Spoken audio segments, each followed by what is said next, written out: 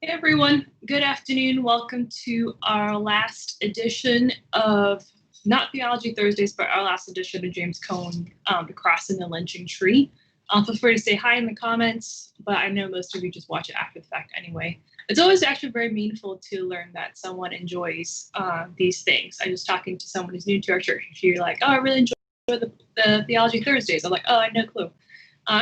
Unlike Sunday sermons, you have like very little audience feedback. But in any case, this is I think quite an interesting way that Cones is trying to wrap up this kind of book. I'm going to spend most of my time on chapter 5, but I'll talk a little about chapter 4 as well. And no worries if you haven't, watched the previous sessions, you can always go back. But most of what I talk about, I think I'll just recap some stuff so you're not going to be excluded. The big question he's kind of asking in chapter 4 is, so the first 3 chapters is he's talking a lot about how Lynching Tree is really the modern day cross, and asking questions about why so many white theologians who are really progressive, really interested in social justice, and who write a lot about the cross never connect to the Lynching Tree. In chapter 4, he actually goes a bit further and says, Black ministers and theologians obviously wrote about the Lynching Tree in the way that white theologians did not. But Black ministers and scholars still did not connect the tree to the cross. And in fact, the people who did it the most were artists and writers and poets and singers and what have you. So then he kind of asked this question, why is it that artists basically were better able to make that imaginative connection between the experiences of their lives, the symbols of their lives, and the symbols and experiences of their faith. Oh, hi, Jim. Thanks for chiming in. I actually thought you might join us. I kind of forgot to communicate. Well, in any case, I guess you're with us in a non-visual capacity. Feel free to just chime in if you're reading along with this book, like what you think of the last chapter, any questions that have come up as well. But I think one of the things that Dr. Cone is that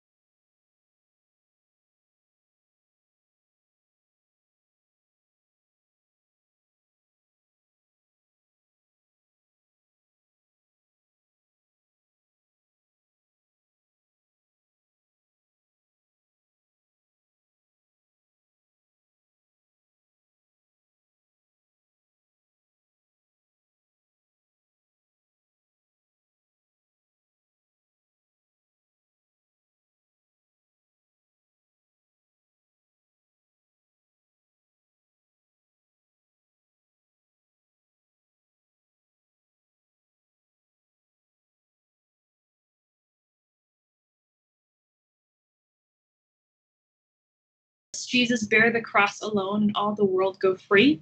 No, there's a cross for everyone and there's a cross for me. This consecrated cross I'll bear till death shall set me free, and then go home a crown to wear, for there's a crown for me. So Hammer is using Simon as example to motivate her audience, the Black audience in particular, to be like, we all are called to take up our cross as Simon. Even Simon took up his cross so that Jesus wouldn't be alone. Which is a very powerful thing to think about, because we usually think about the other way, like Jesus took up his cross to be with solidarity with us in death and life and all that stuff. But Simon's actually the one figure who says, I'm going to take this cross up with Jesus. And I think Fanny is saying, like, this is something that we can draw inspiration from as Black Christians. And so it's a wonderful kind of connection she makes. And Cone makes this point that she didn't go to seminary, but her hermeneutics just basically means your mode of interpretation, were shaped by the spirituals, the tradition of gospel hymns, and their involvement in the Black freedom struggle. So he highlights three things: the songs and her experiences, political and everyday experience. And I think for most of us, for some of us, like, we come to Christianity and the Bible is less relevant for us, but maybe the songs and the hymns are really what kind of have been embedded in us and deepened in us. Or maybe it's songs from just like pop culture and everyday life. The whole point, I think, of Cone not whole point, but one of the points it's trying to make is that we should feel free to bring all those experiences into our interpretation of Scripture and not feel constrained by like institutional approvals, what have you.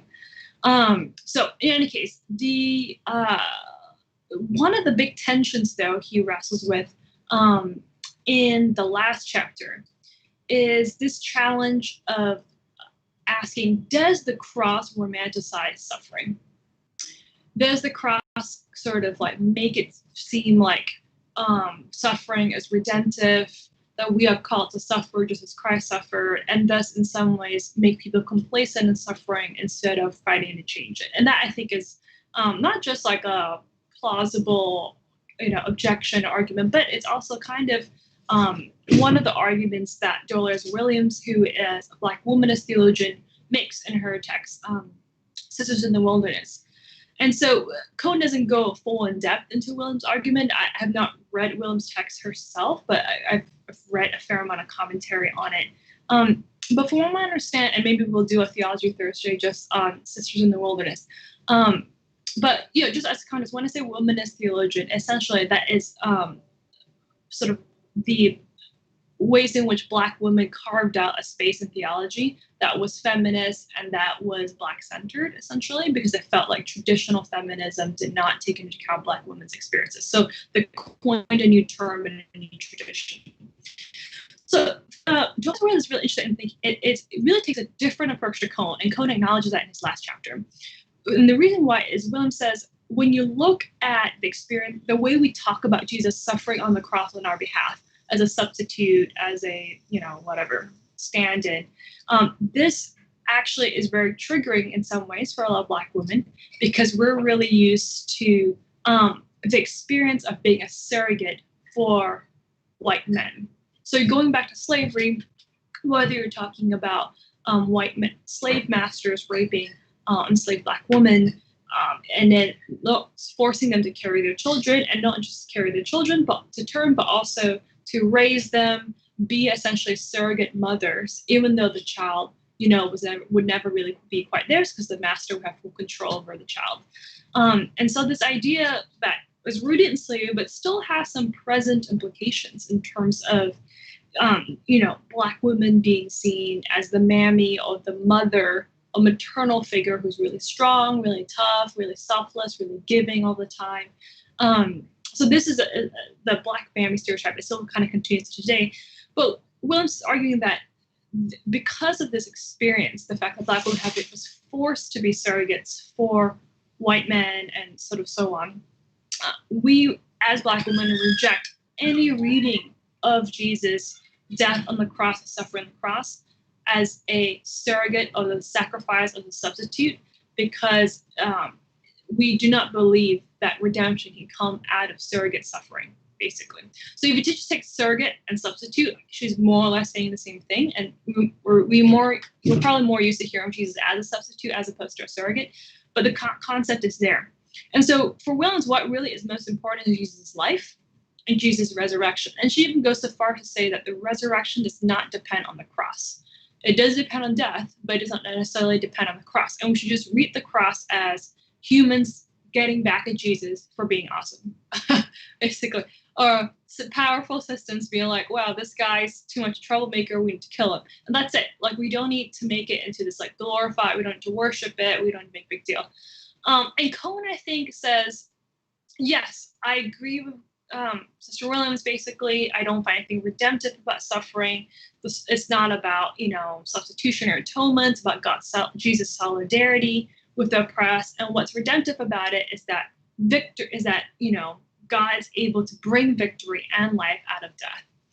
But at the same time, and Williams is not the only womanist theologian, there are others who he is citing. I'm trying to find a cool quote here, which I think is telling. He says, ultimately, though, the cross is still going to be really central to my theology and to my faith. And so he cites in particular, I'm just pull up my Kindle thingamajig so I can read the quote exactly. I think it is Sean Copeland. And she writes this: if the makers of the spirituals gloried in singing of the cross of Jesus, it was not because they were masochistic and enjoyed suffering. Rather, the enslaved Africans sang because they saw on the rugged wooden planks one who had endured what was their daily portion. The cross was treasured because it enthroned the one who went all the way and for them. The enslaved Africans sang because they saw the results of the cross: triumph over the principalities and powers of death, triumph over evil in this world. So I think that is something kind of I think it's still a bit of open question. Some people really side strongly with Williams. Some people take Copeland's or Cone's approach and say, like, no, the cross is still pivotal. We just have to read it the right way. But some people say, like, no, the cross, we basically make too much of the cross in some ways. And I think I'd be curious to see, like, which version or narrative resonates more with you. And I think ultimately it's going to be a bit of a personal question as to, like, what narrative, makes sense for you. I'll give, like, my personal take a little bit at the very end.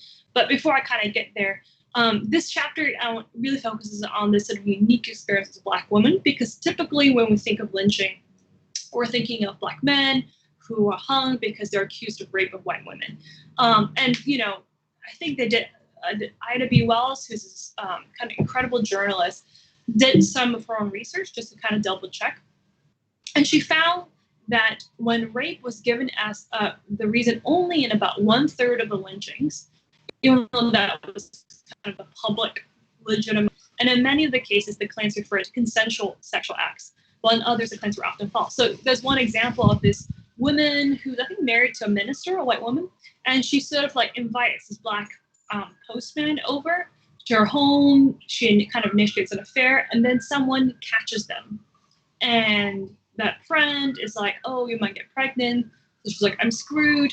So she then goes to the police and says, this man raped me. Essentially an attempt to get out of the social situation, like, stress she found herself in. So these kind of stories are pretty abundant. But what would happen often in a lynching, although Black women were only lynched, I think 2% of the time per se, sometimes when they couldn't find the accused Black man to lynch, they would essentially find his sister or his mother or daughter to lynch instead. So essentially, once again, kind of Black women being forced to adopt the surrogate role by Black men. So this is something to kind of think about, but also some of the unique experiences. I'll just go ahead and talk about ways in which, for some women, rape is worse than death, and it's a particular violation. And so while white men are lynching Black men for supposedly raping their women, white men are, kind of flagrantly raping Black women because of a lot of assumptions going back to the whole surrogacy kind of history, and this idea that, Black women are essentially impure, and so there's no virginity or purity to be violated when you rape them. It's pretty dark stuff. But Cone makes this point that a lot of Black men had the option, kind of running away. And there are a lot of songs about running away because his mob is after you, he's lynching after you. With Black women, a lot more of them are tethered to their children. So running away is not so much of an option. And you had to think about the children, you had to think about their safety. So these are some of the kind of the unique kind of circumstances that Black women find themselves, not to mention kind of the whole surrogacy history. And Cone talks a lot about Ida B. Wells, Fannie Lou Hamer, etc. And he goes into Billie Holiday's Strange Fruit song, which is probably the most popular. Are most people familiar with the Strange Fruit song? Sam, are you okay? I was familiar with it, but I had to reread the lyrics to kind of get into it. It's actually written quite interestingly by a Jewish man who wrote it upon seeing a photograph of a lynching in 1930 in Indiana. But essentially, most going to make most popular. He was a Jewish school teacher in New York City, and probably a communist as well. But Billie Holiday really kind of made it her own. And I'd encourage you to kind of read the lyrics and see ways in which Billie Holiday essentially it was so it's so vivid in its imagery that it was banned from many radio stations, many clubs. White people will walk out whenever she sang it, claiming it was not entertainment. Her record company refused to record it. If you're in the South, would boycott them, and all it did was talk about the imagery, essentially, of burning flesh, what have you, when a lynching happens, in this really poetic way. And so Cone talks about it. It's sort of like what Billie did was sort of take kind of the underbelly of what was happening and shove it in people's faces and say, like, I want you to sit in this. I want you to really smell your own shit, basically. Hopefully that's okay for me to say. And so, going back to the power of art and the power of, music and religion in some ways is I think the ability to take something and get the public to really sit on it and focus in on it. So I hope that sort of makes sense. I think those are probably the last main points from this particular chapter, but also he's kind of wrapping up the book. I'm curious for people, going back to the early tension I posed, what narrative of the cross makes sense. Jim, you have a question. Do you think part of the rejection of the cross from the redemption theology discussed is meant to be rejection of idolatry? Like, have we made an idol of the cross? It's a good question. I think it really just all kind of depends on how you think about idolatry. If it's ultimately something that, what is an idol? This is sort of other question. Maybe we can do about a Theology Thursday to it. But it tends to imply an elevation of something above God, something that fixed is human created, that has perhaps more control of our lives than we would like to admit. I think Williams is probably certainly reacting to the ways in which the cross is very centered in a kind of the Afro-American religious experience, but also just kind of generally in Christian theology. And I think her contribution, I think, is really important in helping us think through, what are some of the dangers of perhaps over-relying on certain motifs and historical events, even within the Christian faith? Ultimately, I feel like this is a personal question. If the cross personally resonates and speaks with you, and the whole motif of death and suffering, death and resurrection, then I think, like, great. I think make the most of it. I hope, the test is always, does this lead you to more suffering, or does it lead you to, like, life and fullness of life? And if it's leading you to, like, the anti-fruits of the Spirit, you maybe need a different set of theological resources and tools. But if you find in the cross solace for your suffering, as well as hope, as well as a path forward, then I don't see really a reason necessarily to step away from it or to reject it entirely. So personally, I think I struggle a lot with this, because when I, was thinking about, when I basically spent 10 years trying to figure out, was God okay with same-sex relationships, stuff like that, a lot what was present to me at that moment that helped me kind of deal with that dissonance of, like, okay, I think God wants me to, I don't know, be celibate or never marry a woman, something like that, was that, okay, this is the cross I have to take up. This is the suffering I have to bear. This is, just what it means to be Christian. Every Christian take up the cross. This is just my cross to bear. And I think, obviously, I no longer think that, but the imagery and that symbolism of the cross has still become quite meaningful for me, just in a different way. For me, I think about it, and I did give a particular sermon on this. I'm happy to send to anyone, or you can do an archival search. that since coming out and sort of kind of grappling with some of the consequences of that, namely within my family and my relationships, I've kind of had a new way of appreciating the cross, which is I take a more psychological approach. It's about dying to your old self, basically your false self that was in some ways fake, and stepping into your true self, stepping into the life you're meant to lead, without that is not the life that was sort of imposed upon you. So I mean, it's a more nuanced conversation than that, but that was for me what I understood for the meaning of the cross for me. So it still is very meaningful for me. I think the question is that maybe the distinction between is the cross helpful or unhelpful for you might boil down to one criteria might be, is the suffering imposed or is the suffering chosen? Essentially, is your suffering something that you're suffering because other people are being shitty to you? And so this is what you have to deal with in order to, just live your life and do what you have to do and pursue justice, truth, goodness. Or is the suffering that essentially that is kind of self-inflicted, if that makes sense?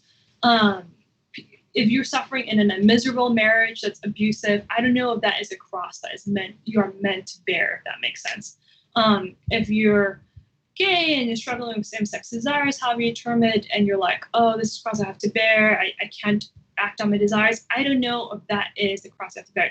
Going back to is it self kind of inflicted, or is this an external consequence that you have to kind of struggle against? So, I mean, this is just kind of my take. I'm curious what other people's takes are. But I hope you have been intrigued enough to at least read more of The Cross and the Lynching Tree, or Dolores Williams' take, or, whoever's. I think it's a really powerful book, and I wish I'd read it much earlier when I've given certain sermons and stuff like that. I'm going to just give 30 seconds and just wait for any questions or comments, because it's the last one of the series, and then Jonathan will be back for the next Tuesday, next Theology Thursday.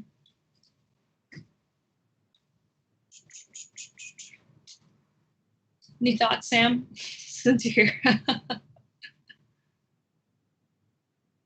No need to speak. I don't want to force you to speak.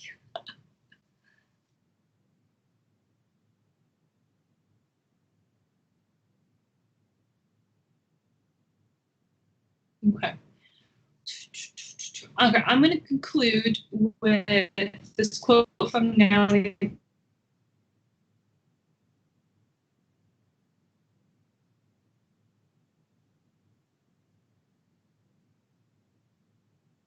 Oh shoot, I think my internet. I'm back. Yeah. Oops, sorry, everyone. The paradox around faith that Cone very much acknowledges. On one hand, faith helps you deal with the suffering. On the other hand, your suffering makes you question your faith. You see that tension so much in kind of African American theology and Black theology.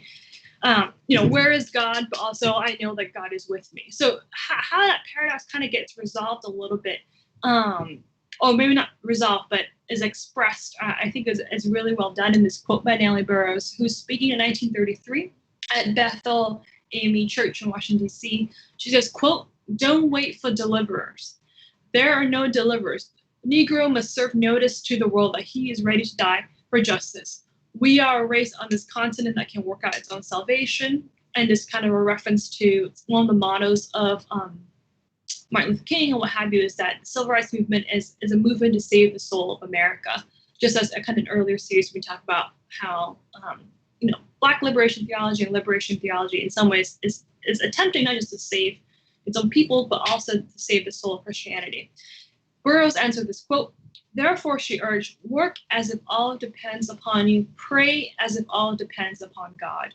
And I think that is a good way to live as what it means to be progressive Christians. I think that paradox, I don't know if we can ever fully resolve what that means, but I think it's a good way to live. So thank you for listening. If you have any further questions or comments, just tag me so I can see it on Facebook and come back to it. But if not, I'll see you all next Thursday.